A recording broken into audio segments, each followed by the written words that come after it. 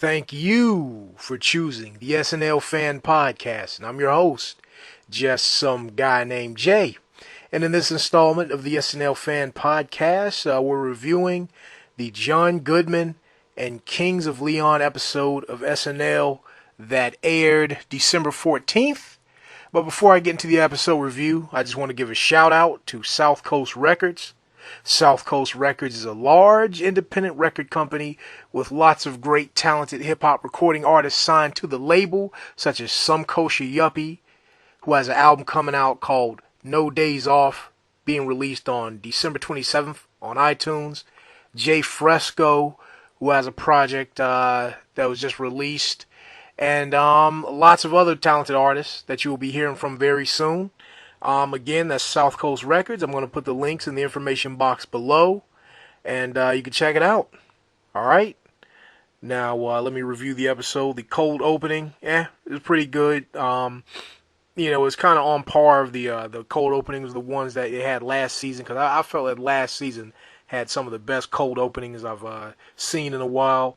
They pretty much made fun of the interpreter, who wasn't really signing things correctly and things like that, and the other little things that was going on. Kate McKinnon, she did very well in this skit. So did Jay Pharaoh. It was great. I'm gonna keep it short and to the point. It was good. Kenan Thompson's part was good in it. The monologue, felt kind of weak. John Goodman is his first time back since 2001. And he comes back to a weak monologue. What is this? Some kind of wannabe Blues Brothers thing he's doing with Kenan Thompson? It wasn't all that to me. The Guy Fieri's Full Throttle Christmas Special skit, I didn't understand it. Why do they have all these different celebrities and I don't know. I wasn't feeling it. I didn't get the point of it. I mean, it just went over my head. I guess it was just an excuse to kind of have the new cast members do some impressions, dress up as people, just a kind of way to kind of incorporate people that don't really get things to do, like Noel Wells and Brooks Wheelan and stuff like that. They do sketches like that. They kind of, to let everybody hold the ball, at least. Let's see, the Dance of the Snowflakes. That, what?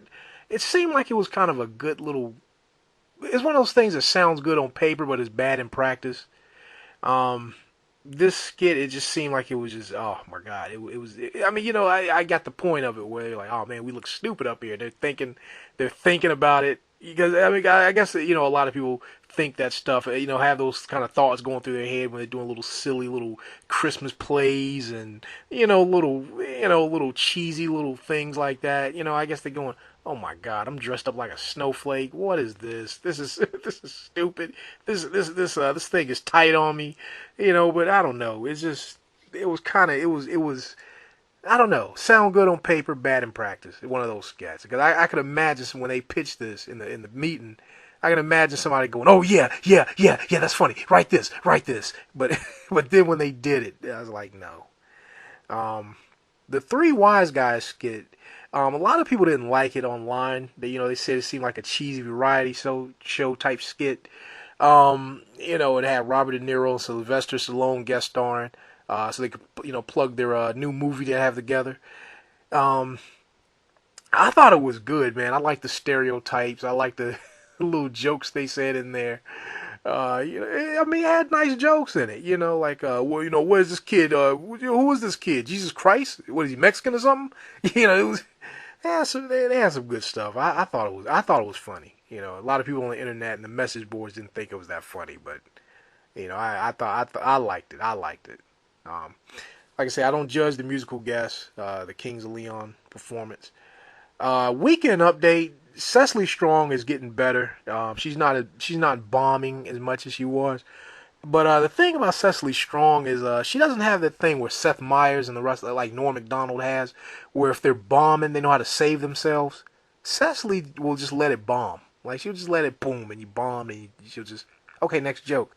Like, you gotta kind of work the room a little bit. Her second time, I think it was the second or third time her doing it, where she did kind of do that. I guess they kind of coached her for that particular episode, but she's not doing it anymore. It's just like she's just reading her jokes. You know, she has a nice little pattern, a nice little delivery. Uh, but you know, I don't know. She doesn't know how to save herself from being bombed. Vanessa Bayer is another person that don't know how to do that either. And I think those people with those improv backgrounds really don't know how to do that. Like they'll, like a scene will be, I guess that, you know, because they have that improv background. Like if a scene is not doing well, they need to change gears. And that's what stand-up comedians do. Like stand-up comedians, you know, they'll fill the room out. If certain jokes are not working, they will change gears, you know, to save themselves. And Cecily's trying, and a lot of these improv people, they don't know how to do that, you know. Hopefully she'll learn because Seth Meyers not going to be there too long. Kenan Thompson's bit as the Black Santa Claus, that was great. I liked it. You know, John Goodman as drunker uncle, it was alright. Bobby Moynihan's drunk uncle. I don't know. They're trying to make this like the next Stefan. I don't see it. It's okay, but it's not. I don't know. It's pretty much you know, they don't really mix it up like that. Let's see what else is going on here.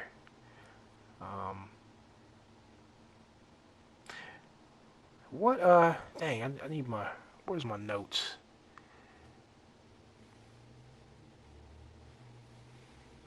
Oh yeah, the next skit they had was this thing in court where John Goodman is suing the company for he's being fired from. He dressed up as a woman. Well, you know, he's a woman character. I forgot the character's name or whatever. And she's a disgusting looking woman. And he's claiming that she's claiming that Beck Bennett's character it was hot for her, and I don't know, the writing on it was kind of weak. John Goodman, like I said, he's a very good performer. So even if the jokes and the writing is weak, he knows how to deliver himself. And it was one of those sketches where John Goodman pretty much played his part, but it's just, you know, the writing was so weak on it that they couldn't really do their thing on it, you know. Taran Killam, he was good in it. His reactions to everything, you know, and who knew Taran Killam could play a serious person, you know. The fire safety skit, that was my favorite one of this episode. You know, I'm gonna miss Nasim Pedram when she moves on to the John John Mulaney show. Yeah, I'm gonna miss these different characters like this. It was my favorite skit. Kate McKinnon, once again, she kind of stole the show with her little. She had like 2 or 3 lines, and that was pretty much one of the highlights of this skit.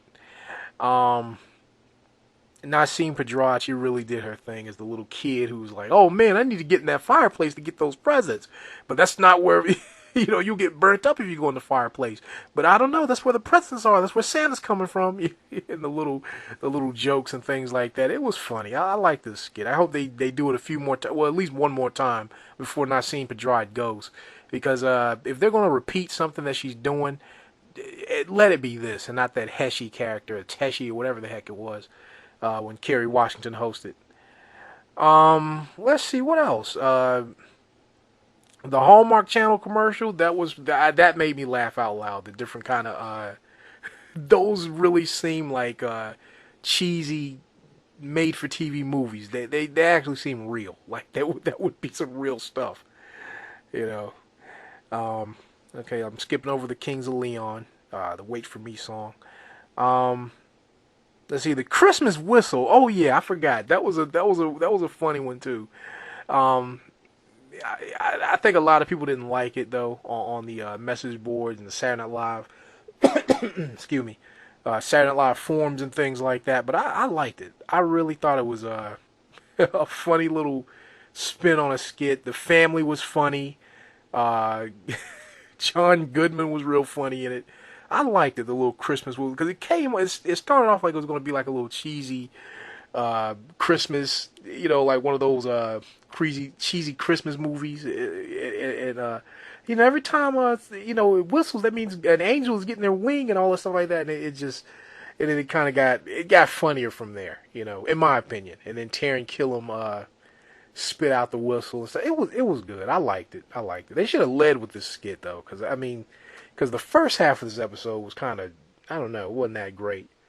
I think this should have been like the first or second skit, make us feel a little safe. Because I know a lot of casual SNL viewers probably changed the channel. They were like, yo, screw this.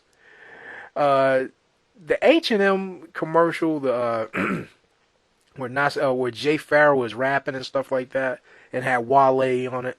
I didn't like that. I did not like that. I didn't. It's one of those things that sounds good on paper, but it's bad in practice. Just like the Snowflake skit, it's like one of those things. Like, I bet you when they were pitching this and thinking of the idea of the digital short, it's like, oh, this would be funny, But I don't know. I know what they were trying to do though, because they do have little commercials like that, like these little Targets and these little, no, I ain't gonna say Targets, but like these little Family Dollar-ish kind of stores. They have these little commercials that where they're selling clothes, selling shirts and shoes for like $2 or $3, stuff like that. I got the premise of it, but it just, I don't know, it just wasn't all that. The last call skit where Kate McKinnon plays that woman in the bar who hooks up with the last guy of the night, or the last guy that's still in the bar or whatever. That's pretty cool, but we know where they're going with this each time. So I think Kate McKinnon needs to retire this skit and do something else. It was funny though when John Goodman did his thing. I think this is the shortest review I've ever done. I just kind of breezed through this one. I should do this more often. Overall, man, it was good to see John Goodman back. It's something that he missed the whole Kristen Wiig era. He did not. He didn't even host anytime when Kristen Wiig was in the cast. Didn't get to work with Didn't get to work with Bill Hader. Didn't get to work with Jason Sudeikis. He skipped over all that. But yeah. But it's good to see him back. But it's sad to see him come back to this. He's one of the best SNL hosts that they've had in the show's history, and he comes back to some weak writing. And that's just my opinion. What else I want to say? I want to give another shout out to South Coast Records. Check them out. Put the links in the information box below. And that's it. That's all I like to say. I'm just some guy named excuse me. Dang, I don't know my own name, do I? I'm just some guy named Jay. Good night and have a pleasant tomorrow.